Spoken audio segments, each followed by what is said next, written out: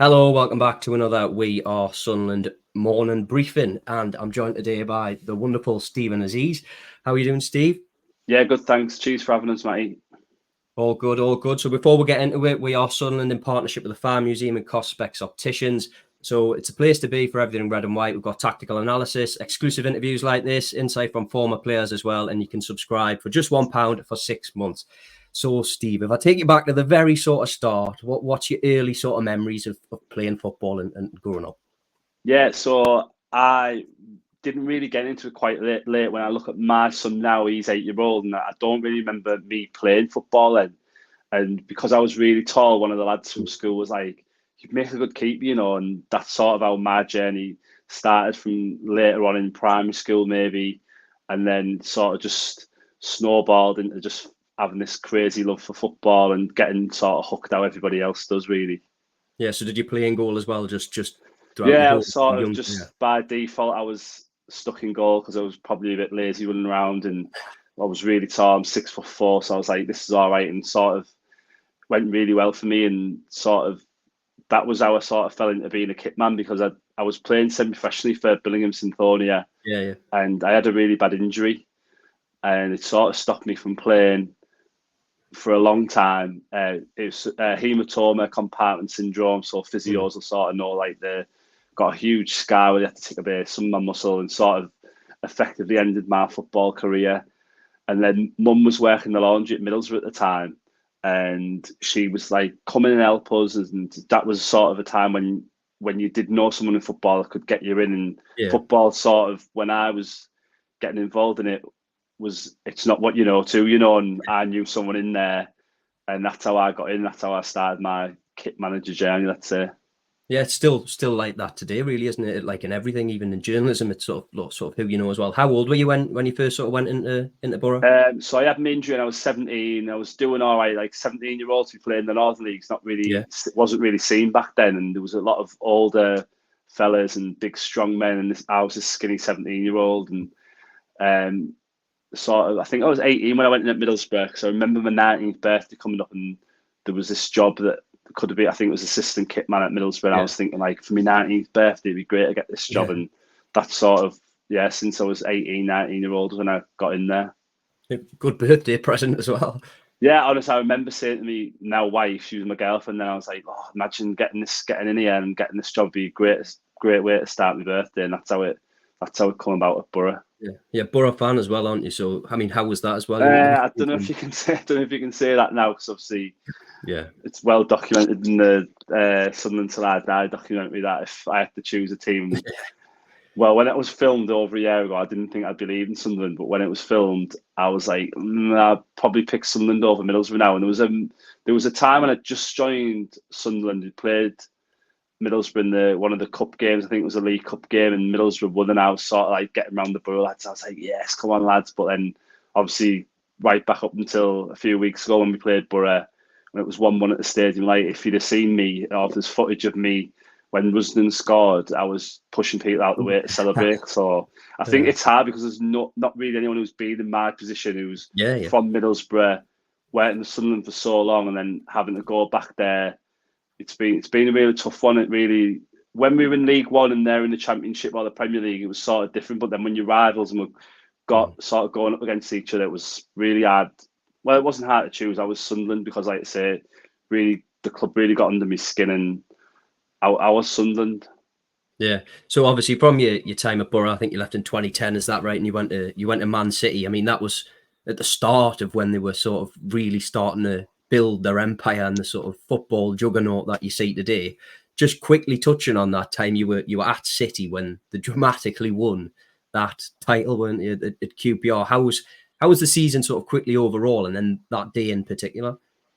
It sort of built and built and built, and in between all this building, I was speaking to Cookie, who was then the kit manager at Sunderland, and he told me that a job was coming up on. It was New Year's Day when Sunderland had played Manchester City, and G had scored that unbelievable goal where he chops it around Joe Yeah. Hart and he scores, and it's 1-0. And we're all sick because we think like we're really going for the title now. And on that day, Cookie had told me about the job that was coming up at Sunderland, and I'd went, because people know when you're down in the basement at Sunderland, you don't really get a signal. And I think it was half time or just after half time, I'd run upstairs and called my wife, and it was like, there's a chance to get living back in the northeast Sunderland, looking for an assistant. And I was like, I think I've got a good chance of getting it. And this was before the game had even finished. And obviously the season went on, and I'd gone through interviews and things, and I'd spoke to Cookie a couple of times and sort of spoke to HR, and they'd offered me the job. And sort of how things were unfolding at Manchester City, we'd beaten United 6-1, and we'd beat them again, and Company scored later on in the season. I was like, look, I think I want to really sort of see it out to the end of the season, because there could be a good chance that we could get the title here for the first time. And Cookie was great. He was like, absolutely no problem. Like, you've got to stay there at least the end of the season, see how things go. And yeah, my final day was the day when Aguero scored that famous Martin Tyler Aguero moment. And what a way to sort of leave the club, and amazing party on the night, and sort of signing off in style. I got my dad down to help me unload our flat that we were living in Sale, and packed everything up, and we moved back to Middlesbrough. Yeah, it must have been some leaving do as well, combining with the title winning do as well. Yeah, so I managed to actually sneak a couple of our mates into the party at the end. It was like a +1 sort of party only. And me and my girlfriend, well, my wife Jen, we were in there, and there was a couple of girls, some who I still speak to now. Our friend Steph, we've still got some really good friends in Manchester, and our friend Steph, she sort of bungled one in. And to share that moment with your closest, like, it's amazing, because a lot of things that I see and what I've experienced, you don't really get to share it with people, and they don't really know what it's like till you're in it. And I got to share that with two of my best friends and my wife, and it was amazing. It was like a free bar, Manchester Town Hall, Premier League winners medal, Premier League trophies, and everyone was there. Like, I think one of the Gallaghers was there, Ricky Hatton was there, and it was really like A-list sort of do. And then the next day, I think we did the trophy parade around Manchester. Everyone was sort of hungover, and that was literally my last day in Manchester. And we packed up on the Monday, and we were back to living in Middlesbrough, and had the summer off. I think we went to Vegas, me and my wife, and then started up at Sunderland in the probably end of May, start of June. Yeah, it was Martin O'Neill, I think. Was he the gaffer there when you first went in? Yeah, so Martin was my first manager, and sort of looking back through all the managers that I have had, there's been a lot. Great manager, like a legend. Like, you'd heard of him, and I'm leaving sort of someone. I think Mancini to be like my third or fourth manager. I've had Southgate, Strachan, and then I had Mancini. It was a really difficult time. He wasn't really one for going around the staff, and after having Gareth Southgate as a manager, like, it's sort of really tough to have other managers, because he's just a really nice bloke and got time for everyone. And there's been a couple of times, and you'd be walking down the corridor, if Mancini spoke to you, you'd like look to make sure he was definitely speaking to you, because it just wasn't that real interaction there was with someone like Gareth. I mean, obviously, when Martin was there, it seemed to start quite well, just sort of on the pitch matters, and then it felt like a perfect sort of fit, but that trailed off, didn't it? Yeah, I think it sort of, maybe you might have went a little bit stale. Obviously, previously done okay with him, and then they started to struggle a little bit, that's the Premier League, isn't it? Like, some teams can really get dragged into it, and then I think it was probably the start of the Sunderland merry-go-round of managers, where if things aren't going right, you sort of maybe panic, or we can't be seen to be dropping the Championship, so let's change the manager. And that worked a good few times. Yeah, Paolo Di Canio came in, and there was sort of suggestions that he was really strict. How was he with the staff and the players, sort of behind the scenes? Yeah, again, really strict. I mean, I remember, obviously everyone knows about the no ketchup in the cafeteria and the canteen, and I remember one of his members of staff he sort of had about 4 or 5 Italian staff going around and checking on people and stuff, and you weren't actually allowed your mobile phone in the building, so you had to leave it in the car during the day. Staff as well. That was everyone. No phones in the building. I think there was no music in the dressing room. You had to have your headphones on. And I'd got caught one time, my phone, just to one of these Italian mafia guys come round the corner and was like, no phones. I was like, oh God, I've been caught. Like, and Cookie was like, you've been caught on your phone, haven't you? I was like, oh yeah. He's like, just leave it in the car. I was like, yeah, I'm 25-year-old. Like, feel like I'm at school. Yeah. So yeah, that didn't really end well. And I sort of remember the Sunday, I think we'd had a bit of a bad result, and all the boys were in, because there was a point I think we were in for, like, the lads had counted 39 days in a row consecutively, like with no days off. And a few of the senior players had got together and I think had spoke to the chairman and said, look, this isn't really working. It's got to change. Because someone like Ellis wasn't really around day to day. I don't think I really ever seen him at the training ground. And some of the senior players got together and said, look, it's not working out. We need to change. Yeah. I mean, you hear some of the stories about Di Canio and how often he had players in. It's really quite strange, isn't it? 39 days on the bounce. I mean, the players must have been, I don't want to say furious, but they must have clearly been a bit cheesed off by getting in. You need your recovery just as much as you need to be in as well. I think even just if it was a recovery day, the fact that you've even just got to get in your car and you've got to come in. I know that everyone will say, like, the lads getting paid ridiculous amounts of money, and if you were getting paid that, you'd do how many other days, but it just becomes really monotonous and just the same old thing day in, day out. And I think it just had to change. It really did. Yeah, were the staff sort of in at the same time, or were you sort of treated differently? Were Yeah, you I allowed think days off? Cookie was really good with me. He literally lived round the corner, so he was like, look, you have tomorrow off and I'll come in. I'll literally point to you driving all the way up here just for the sake of probably a recovery session or something. So I sort of maybe got away with that a little bit just because I had a good boss, probably. Yeah, I mean, just on Di Canio, we obviously got the first 3-0 against Newcastle at St James's Park and the knee slide. What was that day like? I wasn't actually there that day, so at the time I wasn't travelling with the team. I was just the assistant. Yeah. But I was really close to some of the boys and went out maybe more than I should have done with them. And because we were similar sort of ages, I sort of got myself into some, I wouldn't say bad positions, but the lads would just be like, Steve's class, get Steve out, come on, text him. And I remember that Sunday, that game, I was obviously looking at my phone waiting for it, and the messages are coming through. It was like, right, we're out. And we for some reason, we'd always end up going out in Newcastle. So yeah, we'd definitely always celebrate them. And sort of my missus would probably tell you now that if she knew that if there'd been a big win and my phone would be going off, she's always been really understanding of the big games. And them sort of things don't come along very often. You've got to really make the most of them. And them, obviously the 6 in a row, like it's unheard of. And to be involved in the club and then sort of times, like I look back on it, it's just really good times. Yeah, speaking about really good times, Gus Poyet came in afterwards, and it was early 2014. It's arguably the best period that the club's had in quite a long time. They won a series of games in the league, got to a League Cup final. What was that run like in that League Cup final? Yeah, I think if you look at some of the players that we had, like Fabio and Gomez, Pantelimon, who had at Manchester City, so Newcastle, a few of the boys, Shazy, Wes, Bardo, like just real good Premier League professionals who've been and done it in the Premier League. And we had a real good group. Stephen Fletcher, really good friend of mine, he's still doing it now at Wrexham. Like Fletcher's just, I was gutted to see Fletcher go because I just knew that he was a top striker. And I was probably, I think, might have been looking at him a couple of seasons ago in the Lee Johnson. I was like, we need to get Fletcher in. Like, I really biased because I think the good lads, I'm like, get them back in, like the good lads. But yeah, that time was really good. And again, I wasn't travelling with the team then, but I was in and around it. And a couple of me and my mates, we went down to that final, and to see them go 1-0 up and the sound of the noise from the fans that when Fabio had scored that goal was incredible. Obviously, gutted not to get it over the line, but obviously against my old team, Man City, they were juggernauts. And with Yaya too, we're playing, like, it's really tough to sort of compete with the team who was spending that amount of money on squads.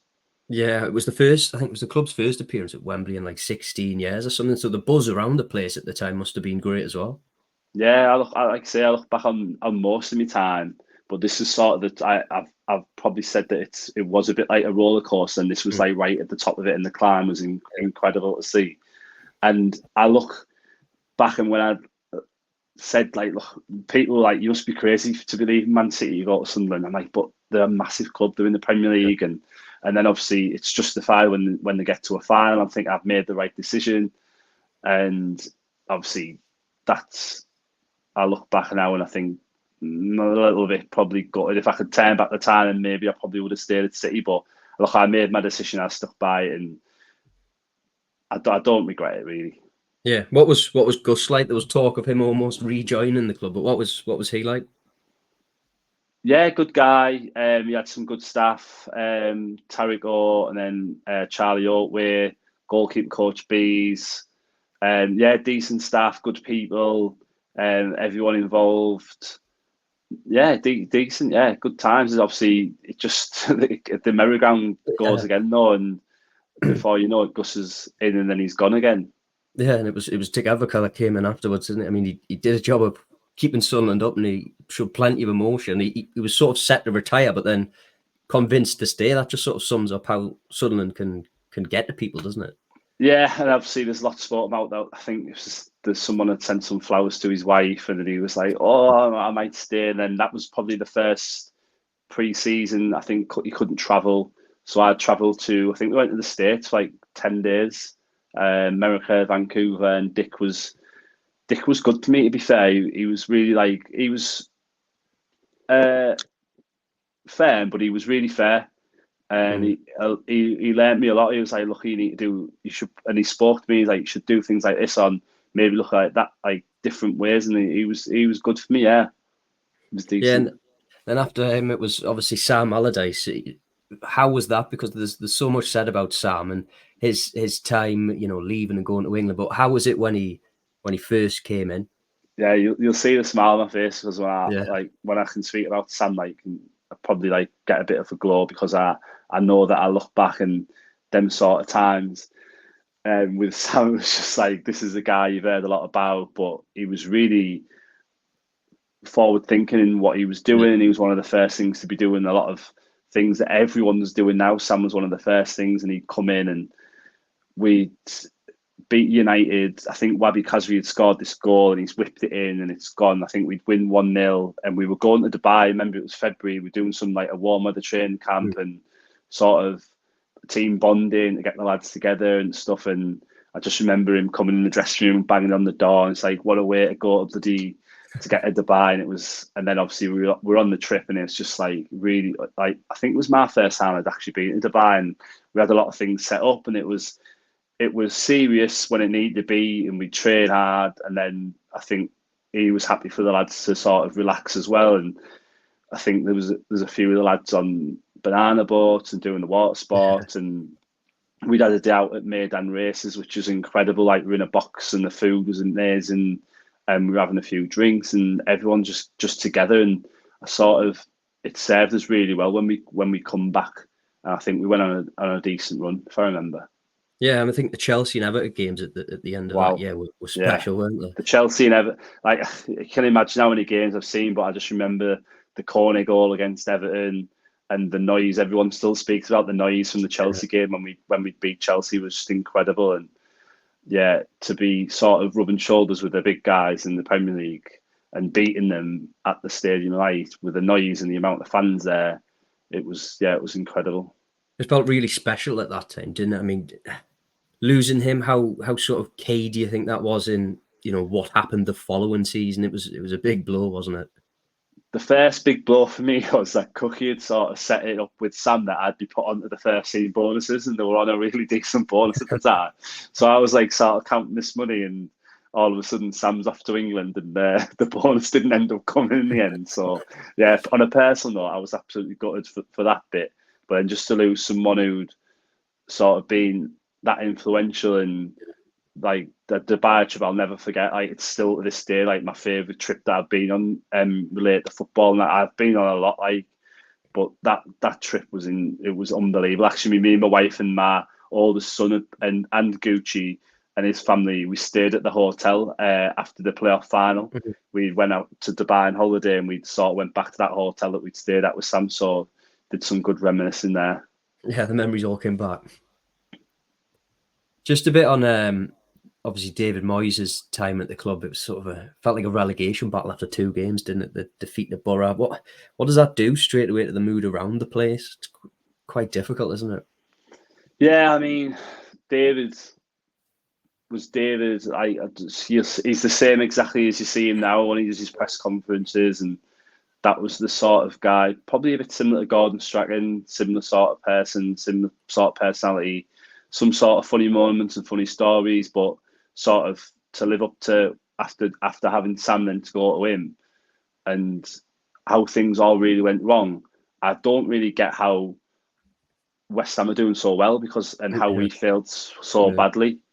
My dad's yeah. a West Ham fan, I've got to say as well. So when David got the job there, I was sort of like, oh, all the best. But then obviously, fair play to them. They're doing really, really well. Yeah, it was sort of that tenure, that couple of years was the first sort of start bad back-to-back relegations. I mean, just how tough has it been someone behind the scenes? Obviously, when the club's going through that decline, I know you get managers come out and they try and stay positive, but what's the mood really like behind the scenes when things aren't going that way? I think it's tough, and I think you're probably always thinking after manager's coming in, when's the next one coming in, and it's probably hard for them managers who come in and they think they're the ones that are going to turn it around for Sunderland. And I think probably the only one who's really done that is Alex Neil, Yeah. because when you look at some of the managers, everyone thinks that they're going to be the one to do it and get it done at this club, and it's not really worked out for the majority of them. Yeah, you've got all the struggle, but then you've got the fact that it's playing out on Netflix. I know a lot's been said about the Netflix cameras being in there, and the third series is really special. But the first two series were met sort of with a bit of critical acclaim from sort of supporters. But how was that in and around the building, just knowing those Netflix cameras were on? Yeah, but the guys are great, like they're really good fellas, and I think they're telling the story, and that's the truth of it. Like Yeah, football isn't this big glamorous show that everyone thinks it is, and I think they sort of captured the real sort of behind the scenes of the lads who are really really feeling it and really having them tough times. Like I mean, you look at Jason Steele out; he's absolutely yeah, thriving playing the Premier League. Great lad, and he got absolute dogs abuse when he's at Sunderland. Absolute dogs in there. I'm just so happy for him because I've known Jason from Middlesbrough. And he's a great lad and really happy to see him playing the Premier League and doing so well. Sort of felt like we were probably a little bit cursed when this club you come yeah. to this club and things don't seem to have work out all the time, and it didn't, like for Jason, didn't really work out, and it's just an example that you can go on, kick on, and he did that. Yeah, I mean, it certainly felt that way, as you say, when the relegation from the Championship. I remember speaking to plenty of supporters, and they were like, "Why is it us? Why are we the ones that seem to get all the bad luck?" How different was the place? I know you said Ellis wasn't particularly around the building or in the training ground. How different was it when Stuart Donald and Charlie Methven came in? Because obviously we've seen them come in and the impact on Netflix, but what was their impact sort of around the place? Sort of the Charlie was around a bit, and obviously you Mm, see that from the Netflix show. Great with me, both of them. Like I can't really have a bad word said about how they were with me because they were absolutely fine. yeah, Um, Both of them absolutely spot on for me, to be honest. Like I'd sort of took over obviously the circumstances that had happened with Cookie, and he yeah, had to be made redundant, and there had to be cuts, and a lot of people lost their yeah, jobs, and sort of by default, listen, I'm under no illusions that I got the job because Cookie was probably on more money than me. I was the cheaper option. I sort of know that, but then they give me the job. They trusted in me, and that was the start of me taking over as being kit manager at the yeah. club. Yeah, I mean, I know you've mentioned Cookie a lot. I mean, what was your relationship like with him? I mean, do you still speak with him today? Yeah, we still speak a lot. Literally, his son had messaged me last week, Zach, just saying thanks for the nice words you said about my dad because he was a great bloke. I sort of called me work dad. Yeah.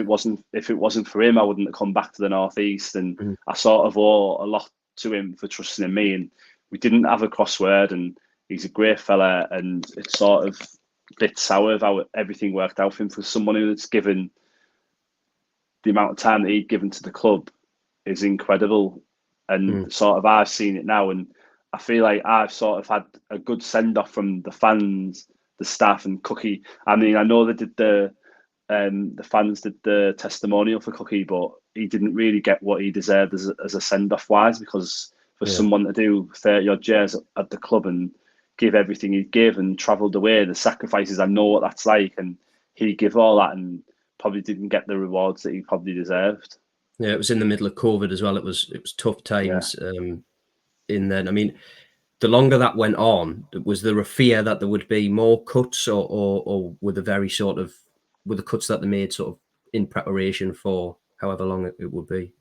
I don't think there could have been any more. If there was any more, God knows who'd have been doing the kit and things, because we were literally down to the bare numbers, absolute bare numbers, and staff were all just pulling together and helping each other out. And I just got to say, there's some amazing staff there who I'll class as friends for life, and I really do love them. And there's a lot of people like Leanne and Karen who work in the admin, Scotty Ainsley who's sports science, Peter Brand. Like, these guys have been there for a long time, and they're given just up as much as all the players and the staff are. Like, really good people, good core of the club. And I think as long as them people stay in place, and the club will just hopefully get back to where it needs to get to. Yeah, it's all the people that you've mentioned as well. You know, people go to the match on a Saturday or whenever it may be, and they watch the players on the pitch. But it's all the people behind the scenes who make a football club so special, isn't it? It is, yeah. And to be fair, they're doing it because it's just the love of the club. Like, because these guys could get a job anywhere. They could go out and they could earn more money, less hours, and these really are the people that are dedicating everything and giving up the sacrifices, missing the family, missing things on the weekend. And I don't think people really understand what it sort of takes to be in a position like that. We're lucky to be in it at the club, but at the same time, we're missing out on so much of that. Sort of what I've sort of realised. It's took me 12 years to realise it, but it is a massive sacrifice to be involved, because you've got to really give it all. You can't just do it half-heartedly. You've got to really just give everything you've got to the club, because if you don't, someone else will come along and probably do it, because that's how big the club is. But these people are doing it because they love it and they love being there. Yeah, someone who you've spoken about having a really close friendship with is Lyndon Gooch. We had him on the podcast a couple of weeks ago. Close friends with Lyndon. Did you sort of get on from the get-go? I think you sort of joined the club at similar times. Yeah, I think we both come in around about the same time, 2012. So I'd sort of initially joined as assistant kitman, so I'd help Cookie, but then I'd also do the under-21 games. And Borley was our manager, and he was a taskmaster. But again, he was fair, and he was a club legend. And even Borley would just be like, he'd go around the dressing room, and he'd go to his assistant, one of the other coaches, like, have you got anything to say? And then, which I'd never had before, he'd come to me and he'd be like, Steve, have you got anything to say? And I was like, why is he asking me? I'm just a kit man. But yeah, I've seen that many kids come through, and you probably think when you get that level of under 21s, you think, well, bloody hell, I've made it, but it's just so far away from actually getting it done. But yeah, Gucci was in that team. We had some really good lads, and I think they went really close to winning the league in the first season or second season I was there. And then sort of me and Gucci were like progressing up and up together, and Gucci's now getting in the first team, and I'm doing some first team games. And yeah, we got on really, really well. And his family is sort of, he's an adopted Mackem, like he is. There's no two ways about it. And his extended family of his wife and the kids and their family, and then I've met his mum and dad a couple of times, but in the summer when we just done pre-season, I met his brother for the first time and met his mum and dad again over in the States when we were on pre-season. Just really good people, and they've brought him up really well, and just a lot of the same things that I stand for, like just good manners and treating people right. And like, Gucci's totally dedicated to this club, and when I seen him leave, I was gutted, because I just knew how much it meant to him. And I'm not saying the lads don't give their all, but you just know that it means that little bit more to him, because he's a local lad, let's say. He definitely is. So he must have been buzzing as well when he scored the winner on that Papa John's Trophy final. It was a weird day having no fans, but you must have been buzzing for him then. Yeah, I was over the moon for him, absolutely over the moon for him to get here, and I knew that all his family were watching, and to not be able to celebrate, because obviously people know I love to really celebrate, and to not be able to really do it properly with the fans, it was a bit gutted, because we'd been there against Charlton, and I was there on the day against Portsmouth in the Checker Trade last time, and just to get there and not get it done when there's so many fans that have been there previously, in the atmosphere, and for Gucci to score that goal and us to nick that shot. I know people say it's not a great trophy to win, but still, like, Gucci scored the first goal when Sunderland won it. And again, Max Power as well, for Maxi to have the armband on. I sort of went a little bit extra for him, because I get on really well with Maxi as well. And I got some game details like put on, and Maxi's still got that now in a little frame and that. And just these little things that you do for the people who who you get on with, because I mean that time, although it was tough in League One, I've met some of the best people that I've met in football, because these guys, they're not like your celebrities, and the girlfriends aren't the wags. Some of the wives are actually working. When we'd be in the Premier League, a lot of the wives and girlfriends would be like just looking after the kids at home or not really got jobs. But when you're in League One, these guys are really working for a living, and their wives are working, and they're there to earn money. Like, they're not just here sat on stacks and stacks of money a week. And I met some real genuine fellas and blokes that I'll speak to for the rest. Like, I've got a group chat with there's me, Charlie White, Jordan Jones, Maxi, and Gucci in it, and we still speak to this day. I think that says a lot for them lads, like the real proper good blokes that have been at the club during them tough times. Just on Max, did the tunes get put on? Because that clip that went viral, it was brilliant. I think it just sort of perfectly encapsulated the mood of get the tunes on. Did they get on after that? The tunes are always on when Max is there. He'll just look to me and he'll be like, "Chief, get the tunes on." And we just both, like, even now, I think obviously Max is out in Kobar in Saudi, and he's in the lower, like the division below all the superstars. Yeah. Maxi's trying to get his team into that league, and I think they're probably going to get it done, hopefully. And even now, we'll text each other some bangers. He'll be in the gym and he'll text me and he'll be like, "Chief, get this on." And we've sort of had I think it's Scousers and people from Middlesbrough as well, like sort of working class people, like we just really hit it off, like right from the get go, and really got on really well with Max. And that's a epic moment now. Maxi, get the tunes on. Yeah. I know obviously moving on to another sort of Wembley win, the League One playoff final. The run under Alex Neil, obviously it's well documented at the start, it was a bit of a struggle, but once things started to pick up, was there a feeling around the place that like we're onto something here? We can get over the line. I think it was we'd gone to Wimbledon and Alex had come in, and I think it was 1-1. Pritch scores a free kick, and we were just like, you're actually expecting, when you get a new manager, you think you're going to get that lift and you're going to kick on. And again, I obviously was seeing with Beale, didn't happen. And I think from that first game, you thought, oh God, here we go. It's not going to really. And then honestly, like, credit to Alex and the lads that he had in with him, was just the run that we went on was unheard of. And for Sunderland to be doing well, like, you start pinching yourself thinking, when's it going to go wrong? And how even 2-0, I remember being in the dressing room. I think Embo's come off and I couldn't watch. Like, I'm just like pacing. I'm in and out of the dressing room. I'm checking if Embo's okay. He's come off, and I'm like, I've actually got a video of, like, I sent it to my mates on Snapchat, and I was like, lads, honestly, it's 2-0. I think 85th minute, I'm still like, right, when's things going to go wrong? Because something Sunderland has got to happen soon. And to be fair, it didn't. And Alex was like, really kept everyone on the toes, and he was good. He was fair, and got everyone involved.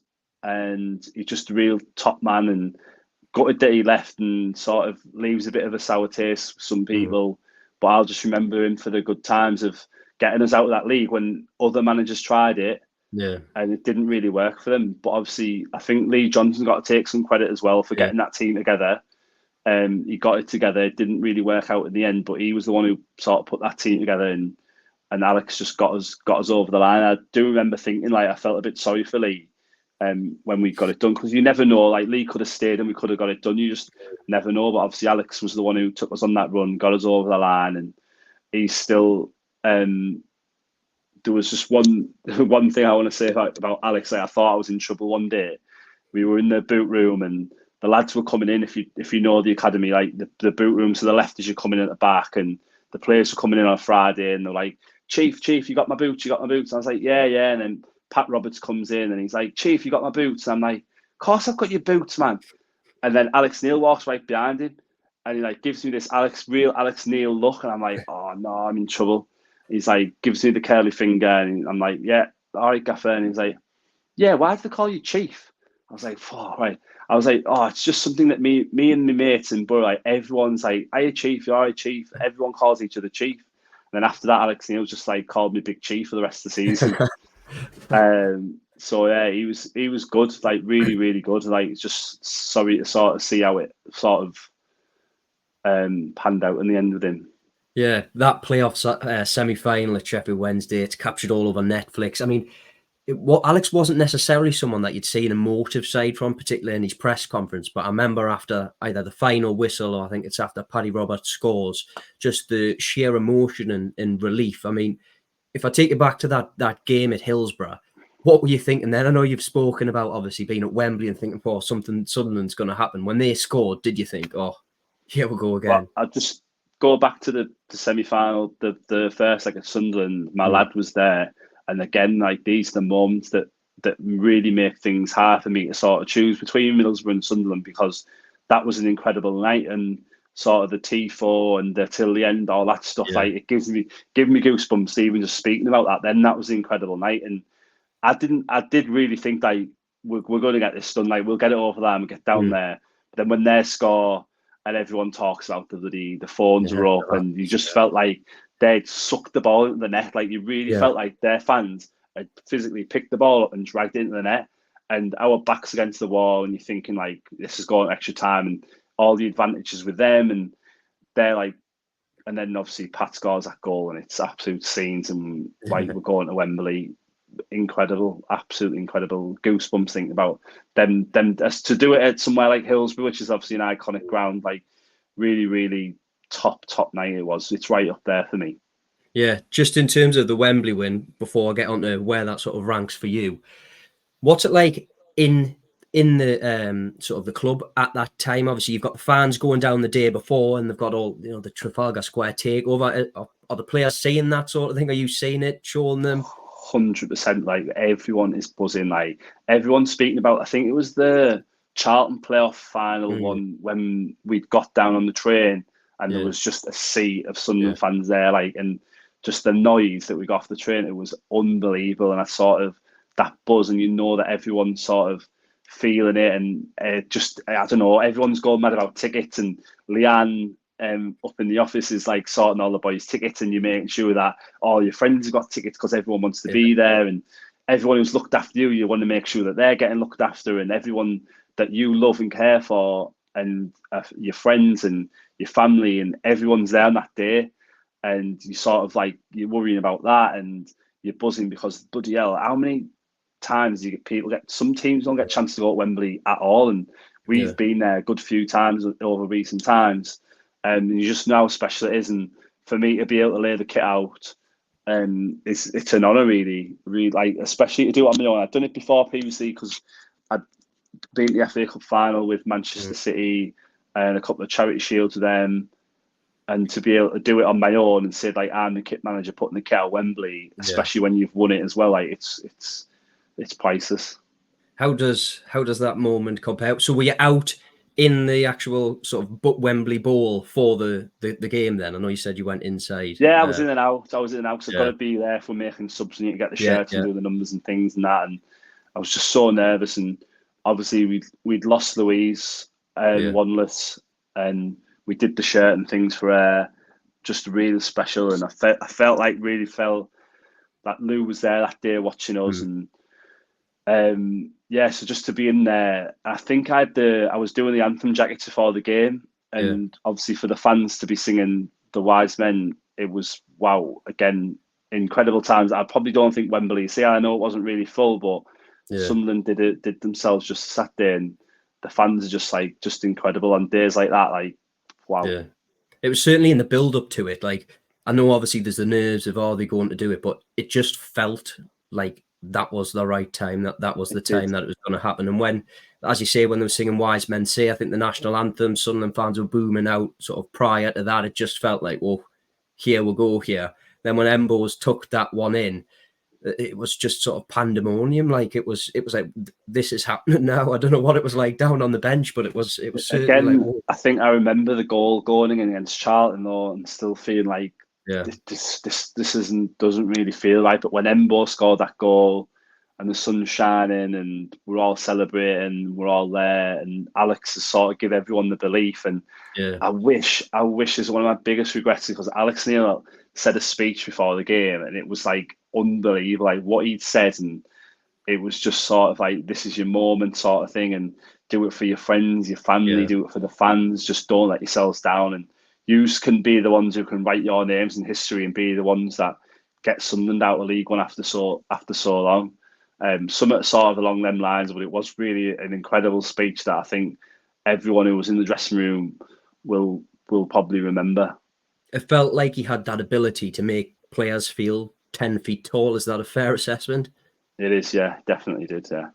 I mean, then obviously, how does that Wembley win compare for you? The obviously the playoff final one. How does it compare to everything you've sort of seen?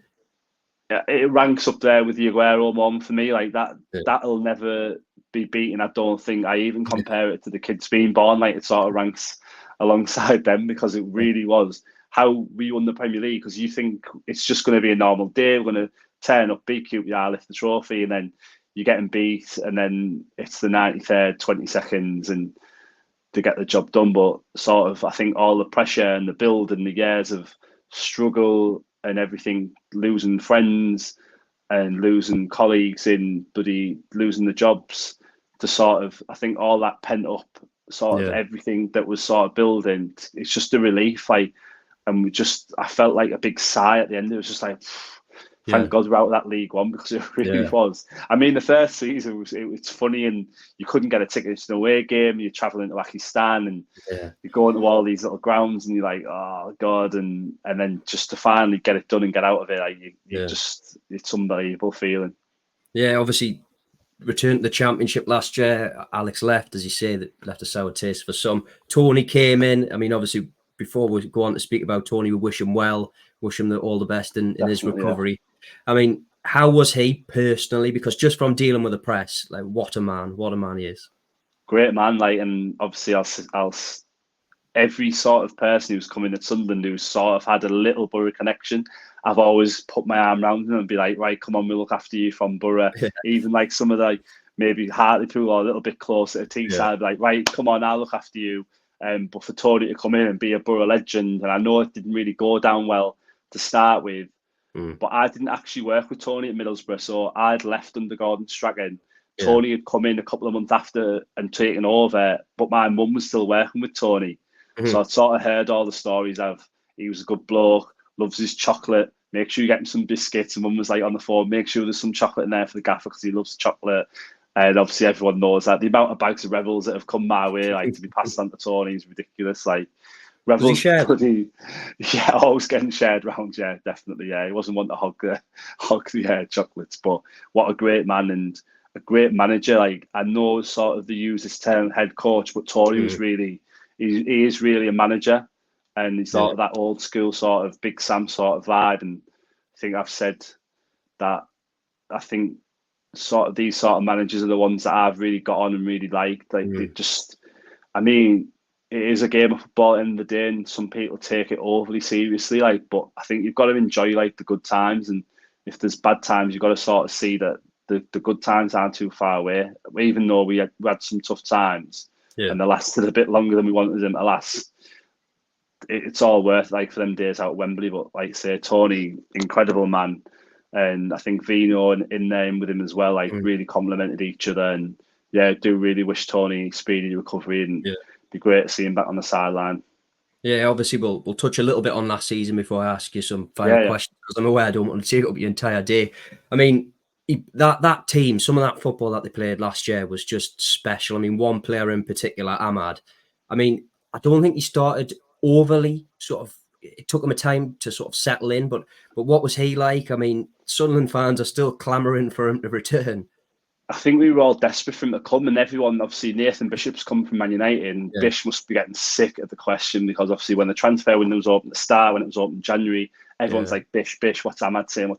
I think he really wanted to come back, and it just didn't seem to work out for one reason or another. But maybe it might not have been as special for him to come back, and if it hadn't worked out, and who knows. But I think you sort of can't really take away like some of the goals that he scored, and I think obviously Tony, this celebration like that, I was there to see that in full flow. And it was just incredible to see some of the things, and the way him and Pat Roberts linked up. It was just incredible to watch. And again, like obviously we were so close to getting it done last season, just to be pipped by Luton. Yeah, it was Tony and Ahmad and Clarkey, Pat, like it's just really flowing, and just I think a combination of things, like, and sometimes in football these things all come together, and you sort of see some of the things that you seen last season, and we were really lucky to see it, and it was really good times. Yeah, so I'll just end with some sort of quick fire questions. Obviously, the best player and manager you've sort of been with at Sunderland. I think going away from the managers that I've already mentioned, Yeah. I think like a special mention's got to be for Jack Ross, because Yeah. we were at a real low time, we'd been relegated, and this guy's come in who no one had really heard of, and he really got everyone in a right good mood, and he involved everyone, all the staff. He lifted everyone. He had some good staff with him: James Fowler, John Potts, Sammy, the goalkeeping coach, and he'd really have the staff together, getting them on team nights out and doing things and bonding. And I really think this is what football's really about. Like, really, it's a team game, and it's not just about the 11 and the subs. It's about the backroom staff. And I think a lot of managers and speak about the team behind the team. And I think Jack really sort of stood for a lot of that. And yeah, I really, really enjoyed working with Jack. And I think player-wise, I'm a big Jermaine Defoe fan. Like, and the goal that he scored against Newcastle, and to see this legend of a man who's scored so many goals in the Premier League be at your club and just be a really sound bloke and nice fella. It was really good to sort of see JD, England striker, being at this club doing what he was doing and scoring them goals that he was scoring. Like, that was really good to see. Yeah, it was really special. Just this is a strange one, but meeting Will Ferrell at QPR, how was that? Because it's not sort of a crossover you expect, is it? No, I think it was really lucky, and I'm not really one to get that starstruck, because I've been fortunate enough to see a lot of things. And bloody hell, work with some of my heroes at Middlesbrough back in the day, and you sort of become a bit too cool, like, to sort of ask for selfies and things. And obviously, some of the players that I've seen over the years, like JD, I think I've got one picture of me and JD, but sort of you don't really want to ask these people, because you know what it's like, because you hear the lads like, oh, selfies, like, and they just get pissed all the time. But I think it was not too far either before or after Christmas, and obviously my son had been watching Elf, and I was like, this is Will Ferrell, actual Will Ferrell, and I was like, I've got to ask him. But what I will say is that we were staying at the Four Seasons in Canada a few years before Dick was the manager, and Drake was staying in the hotel he was living, and obviously everyone loves Drake. And I'd heard a couple of the boys had asked him for a picture, and he'd said no, but there was about 7 or 8 of us, and we were on our day off, and we were going out, I think going to the beach or something, and we've asked Drake, and no one had asked him, and I'm not asking him. I was like, nah, come on, I'm asking him. So asked Drake for the picture, and he was pied as no. I was like, oh, gutted. So I was sort of reluctant to ask people for selfies. But yeah, Will Ferrell was top man, he was. Yeah, I mean, it would have been Drake in a Sunderland shirt. That would have been a picture for the ages, wouldn't it? Then obviously, finally, I mean, what's next for you? You've recently just sort of left the club. I mean, what's next? Yeah, I'm sort of doing a couple of podcasty things and Q&As, and I sort of want to tell my time about Sunderland, and it's been really well received by the fans. And obviously, I can't thank them enough for the nice messages. I made it sort of being quite a private person, and my kids and my family sort of keep that at one side. But I've started this new Instagram page, the Kitman, and it's gone really well. And I've had some incredible messages from fans, and a lot of people saying, please don't leave, and can I have a shirt, like, and all this stuff. And it's been really, really nice sort of to see the good side of Sunderland, because you hear about all the negativity and people want to sort of hone in on that. And I would just say to select few, and I just really hope the fans like just get behind the lads, because it's a young team. And our biggest asset at that club is the fans. And I think whether it's good or bad, I think if they just get behind them, I mean, you've seen Chrissy Rigg played last night against Leicester, just 17-year-old, he's not out of place, and what a kid, like, just a lovely lad, good manners, like, and I just really do see Riggy going to the top. And I think as long as the fans are there, 40,000 every week, and supporting him, whether it's good or whether it's bad, I think if you just get behind that young team, they'll only go one way. Yeah, legend, Steve. Thanks very much for joining me. I mean, it's been absolutely brilliant. Thanks very much. No worries, mate. Top man. Cheers, mate. And again, one more final plug. We Are Sunderland, a place to be for everything red and white. Tactical analysis, exclusive interviews like this one, and insight from former players. You can head over to We Are Sunderland, subscribe. It's £1 for just 6 months of coverage. We'll see you later in the week.